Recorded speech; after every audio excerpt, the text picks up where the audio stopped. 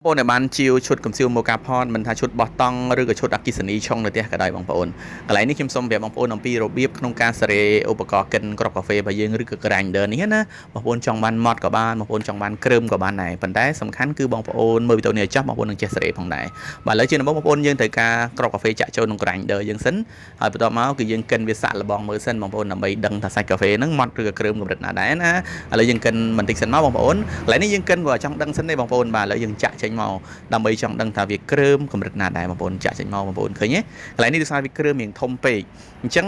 កាហ្វេកាលណាដែលគ្រើមពេកក៏យកទៅឆុងក៏អត់សូវឆ្ងាញ់ទេណាឥឡូវយើងទៅសេរីទាំងអស់គ្នាបងប្អូននេះសេរីរៀងរឹតណែនតិចមកដើម្បីឲ្យបានម៉ត់កាហ្វេរបស់យើងម៉ត់ទៅពេលយើងម៉ត់ទៅវាអាចមានការចេញទឹកកាហ្វេមកគឺគ្រីមម៉ាឈ្ងុយឆ្ងាញ់តែម្ដងណាអញ្ចឹងបងប្អូនចង់បានម៉ត់ជាងហ្នឹងបងប្អូនសេរីណែនជាងហ្នឹងមកណាហើយបងប្អូនចង់បានគ្រើមកម្រិតណាបងប្អូនសេរីទៅតាមហ្នឹងណាបងឃើញទេម៉ត់ជាងលើមុនបន្តិចដែរបាទអរគុណច្រើនបងប្អូនដែលតាមដានវីដេអូនេះណាហើយបងប្អូនដែលចង់បានឈុតកំសៀវមកការផតមិនថាឈុតបោះតង់មិនថាឈុតនៅផ្ទះក៏ដោយបងប្អូនតម្លៃរបស់យើងគឺ